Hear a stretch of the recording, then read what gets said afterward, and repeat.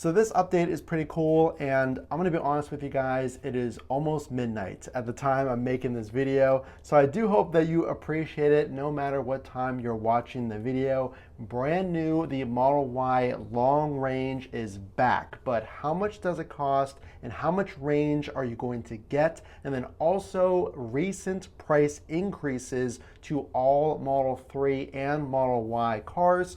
So let's get into this new update, the brand new long range Model 3. So something kind of cool that just changed recently that I thought I'd point out as a side note on the Tesla website, they just added this Experience Tesla video montage. It's kind of interesting because the driver is obviously launching what looks like a Model Y and very much enjoying it. So this is a cool change of pace for Tesla. They changed this home screen. But let's get into the big news. The new Model 3 is back, and here is the price. Let's go ahead and look together. The Model 3, let's order now, and let's go into the brand new, the long range is back, and now the official price is $47,240. So for $47,000, you're getting around 325 miles and a 4.20 to 60. So let's compare how that looks on when we first saw this Model 3 long range come out. The last time this was available, I believe in August of 2022,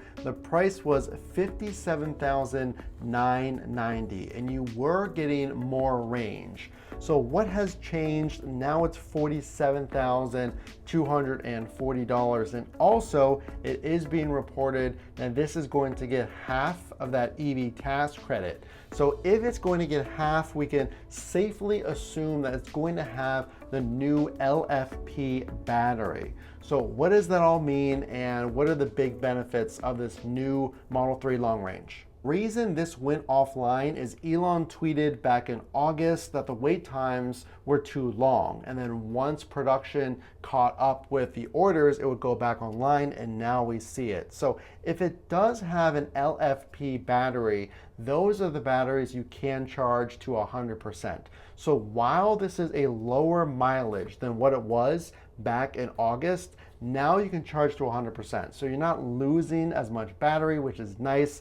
And now let's talk about that price. If you are a subscriber or a returning viewer, thank you. And if you're not subscribed, consider subscribing so I can do this full time one day and make you even more videos. And check out the links down below for the best Tesla accessories. Let's get on to the next point. So something you are getting is that lower price. And then something you're not getting, I don't know if you noticed, but some have pointed this out on Twitter, is that there is no refresh. It doesn't look like as we go around the vehicle, I see no visible changes on the exterior. And remember, a lot of us were talking about this Project HIGHLAND, where there was leaked images of a new Model 3 that has been confirmed to be the expected changes. There's a refresh happening soon, but we're not seeing it here in the long range Model 3. So you're not getting the refresh, or are you? Because I want to point out the announcement here on Twitter from Sawyer Merritt. If you're not following me on Twitter, it's Frunk to Trunk, but 8 months of hiatus, we haven't been able to order this, and of course the price and the range. But let's scroll down here. Look at this comment. This is really interesting because they're not sure of the exact range yet, although the delivery date is expected to be in June. That's if you go on the Tesla website, that's the estimated delivery date. So does that mean it's not an accurate picture, but you'll ultimately be buying the refresh? So will we be getting HIGHLAND? Because it does say if the June delivery date really means HIGHLAND, then maybe you're ultimately buying that refresh. Someone shares an example of a family member who bought a Model X at the old price or the old model, but then got the refreshed Model X. And then someone goes on to say, so they paid for the old model's price, but got the refresh, and that seems to be the case. So what do you think? This is really interesting because we've heard a lot about these changes. Do you think that the refreshed HIGHLAND is going to come out in June, or for any other Model 3, the new Project HIGHLAND? Will we see that soon? The thing I like about Twitter is the community asks some of the best questions, and one that stuck out to me was, what does that plus mean after the mileage, 325 plus? Well, it looks like this might be a good lead.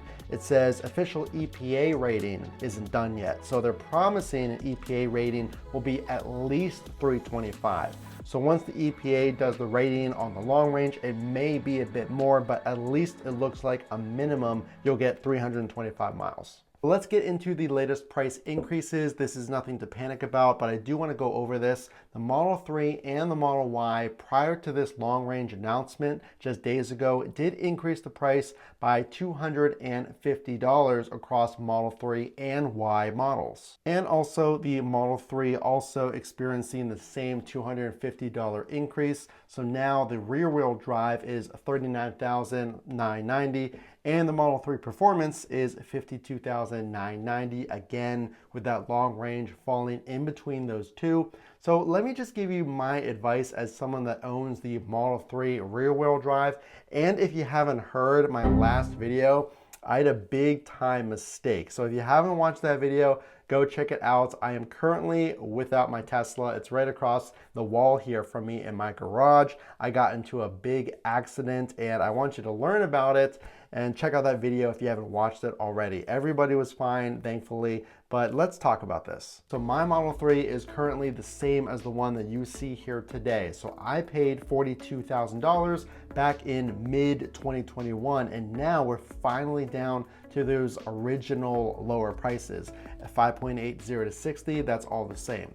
But now you can pay $7,000 to $8,000 more and then get 4.20 to 60. So is this really worth it? Well, if you are someone that's going to use this as a daily driver and you're concerned about your longer than average commute. So I live relatively close to work, but if you're commuting maybe an hour or 2 hours a day for work, and some people do, then I 100% would lean towards long range. But if you have somewhere to charge it overnight at your house and you're driving an hour or less for work, I have my rear wheel drive as my daily driver. And I do drive 30 minutes to and from my parents to pick up my kiddo from time to time after work. So I am driving frequently far on a given week. So I would say if you're driving an hour, hour and a half or less, and it's your daily driver, I would go with the rear wheel drive.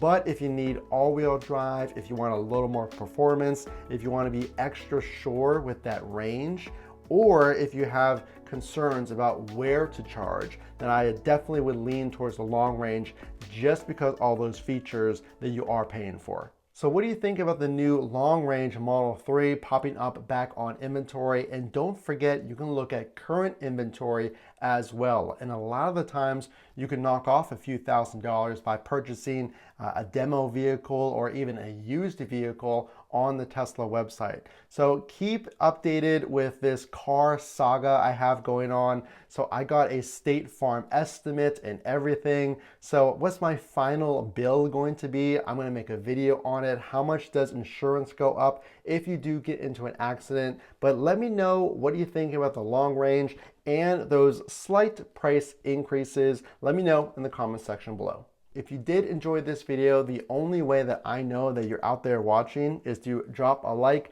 leave a comment, or consider subscribing. Again, this is Matt from Frunk to Trunk. We will see you in the next video.